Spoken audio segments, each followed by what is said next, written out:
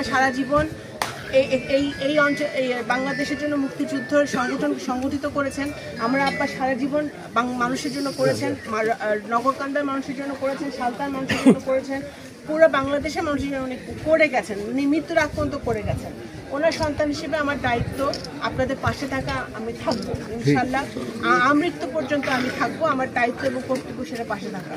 কিন্তু একই সাথে আগামী দিনে ঐক্যবদ্ধ, আপনারা যদি ঐক্যবদ্ধ থাকেন, আপনারা যদি বাংলাদেশ জাতীয়তাবাদী দল সংগঠনকে শক্তিশালী করেন, তাহলে আগামী দিনের নির্বাচনটা আমাদের অনেক সহজ হবে। না হলে আপনারা ভাবছেন যে ফ্যাসিবাদ চলে গেছে, হাসিনা চলে গেছে, কিন্তু আওয়ামী লীগ তো আপনাদের রামনগর ইউনিয়নে কি আওয়ামী লীগ ভ্যানিশ হয়ে গেছে? আওয়ামী লীগ ফ্যাসিবাদের দোষররা এখনো আশেপাশে আছে। তারা চেষ্টা করবে আমাদের নিজেদের মধ্যে ভাঙন সৃষ্টি করে, নিজেদের মধ্যে গোলযোগ সৃষ্টি করে আমাদেরকে আমরা যাতে ঐক্যবদ্ধ না থাকি, সেই জায়গায় আপনাদের সজাগ দৃষ্টি রাখতে হবে যে কোনোভাবেই যেন ফ্যাসিবাদের দোসররা, দুর্নীতির দোসররা, আর যারা রাজনীতিকে ধ্বংস করেছে, গণতন্ত্রকে ধ্বংস করেছে এতগুলো বছর, যারা আপনাদেরকে বাড়িতে থাকতে দেয় নাই, যারা বনে জঙ্গলে থাকতে হয়েছে, মিথ্যা মামলা খাইতে হয়েছে, তারা যেন কোনোভাবে আমাদের মধ্যে ঢুকে আমাদের মধ্যে ফাটল ঢুকে। আমার বাবা কখনো ধর্ম, দল, মত, বর্ণ দেখে নাই।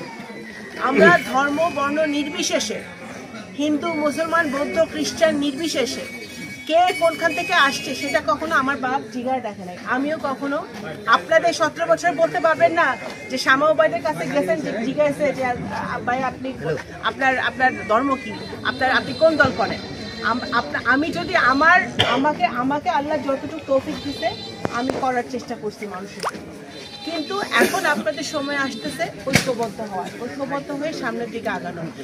নির্বাচনে আপনার সাথে আমার সাথে আপনাদের যে আত্মার সম্পর্ক, সেটার সাথে রাজনীতিরও কোনো সম্পর্ক নাই, নির্বাচনেরও কোনো সম্পর্ক নাই। এই আত্মার সম্পর্ক সারা জীবন থাকবে, অবশ্যই থাকবে। আমি এই মাটির সন্তান, আপনারাও এই মাটির সন্তান, সুতরাং এই সম্পর্ক সারা জীবন থাকবে। কিন্তু আমরা যদি সুষ্ঠু ভোটে নির্বাচিত হয়ে সংসদে যাইতে পারি, তাহলে তো রামনগরে এই যে ভাঙা রাস্তা, এরা ঘুরে আসতে হইলো আমার, এই যে ভাঙা রাস্তা, এই যে নগরকান্দা সালতার কোনো উন্নয়ন তো প্রকৃতপক্ষে গত 15 বছরে হয় নাই, রামনগর ইউনিয়নে হয় নাই। যদি আমরা সুষ্ঠু ভোটে সংসদে যাইতে পারি, যদি আল্লাহ সে তৌফিক দেয়, যদি জনগণ আমাদের সাথে থাকে, তাহলে তো আমরা রামনগরের জন্য অনেক বেশি কিছু করতে পারবো। আপনাদের এখানে যারা আছেন রামনগর ইউনিয়নে, আপনারা সকলে অত্যন্ত সচেতন, আপনারা সকলেই বোঝেন যে রামনগর ইউনিয়নে আমাদের কি উন্নয়ন দরকার। আমাদের রাস্তাঘাট দরকার, আমাদের স্কুল দরকার, আমাদের কলেজ দরকার, আমাদের ইউনিয়নে আমাদের এখানে একটা কর্মসংস্থানের ব্যবস্থা দরকার। যে রামনগর ইউনিয়নে আমাদের যারা আছে, তার যেসব ভাই বোনরা আছে বা যেসব মানুষরা পড়াশোনা করছে বা করছে, তারা যাতে চাকরির জন্য তাদের যাতে অন্য কোথাও যেতে না হয়, এই কর্মসংস্থানের দরকার। তো সুতরাং এগুলা আমাদের ভাবতে হবে, যেগুলো আগে সরকার চুরি চামারি করছে, চুরি ডাকাতি করছে, আপনাদেরটা শোষণ করছে। শুধু বিএনপি না, আওয়ামী লীগেরটাও শোষণ করছে। শুধু 2-4 জনই পয়সা বানায়, তারা তাদের আশেপাশে যারা ছিল তারাই শুধু দুর্নীতি করে পয়সা বানাইছে। কিন্তু বস্তুত সাধারণ জনগণের কিন্তু কোনো ভাগ্য উন্নয়ন হয় না। সুতরাং আমরা সেটাই, আমার আব্বা সারা জীবন যে কাজটা করে গেছে সেটাই আমি করে যেতে চাই, যে আপনাদের পাশে থাকতে চাই, আপনাদের পাশে থেকে আপনাদের জন্য কাজ করতে চাই। আমি যারা এখানে বিএনপি নেতাকর্মীরা আছে, যারা বিভিন্ন পদে আছেন ইউনিয়নে, তাদেরকে আমি অনুরোধ করব যে আপনারা জনগণের পাশে থাকেন, জনগণের বিপদে আপদে থাকেন।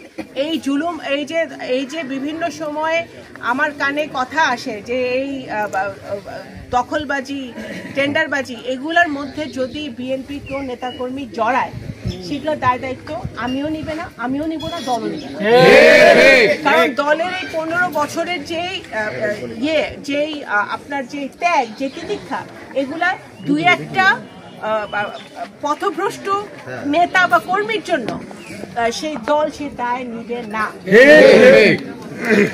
বাংলাদেশ জাতীয়তাবাদী দল, আমার বাবা যতদিন বেঁচে ছিলেন, উনি দলের দল যাতে আরও উপরে ওঠে, ধানের শীষ যেন প্রতিটা ঘরে ঘরে আপু গায়, সেই জন্য উনি কাজ করে গেছেন। উনি মানুষের জন্য কাজ করে গেছেন।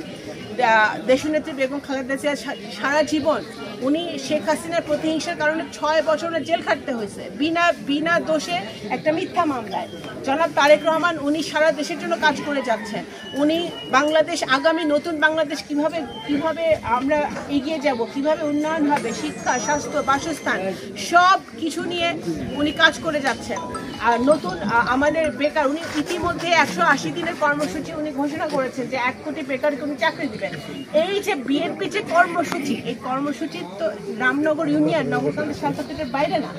তো সুতরাং আপনাদের এটা মাথায় রাখতে হবে যে বাংলাদেশ জাতীয়তাবাদী দল এবং সাধারণ জনগণকে আপনাদের ঘরে ঘরে গিয়ে তাদেরকে বোঝাতে হবে যে বিএনপি ওই পুরানো রাজনীতি, আওয়ামী লীগের রাজনীতি করতে চায় না, সে পুরনো রাজনীতি করতে চায় না। নতুন রাজনীতি কি?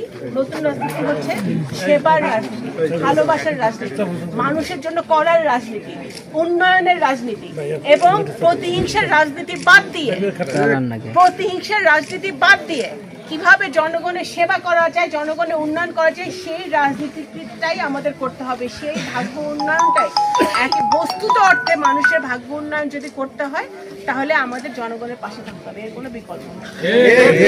আমি আজকে ওনার মার আত্মার মাগফিরাত কামনা করতে আসছি, সেই উপলক্ষে আমি এতগুলো কথা বলে ফেললাম। কিন্তু আগামী দিনে আবারও আপনাদের সাথে শীঘ্রই দেখা হবে।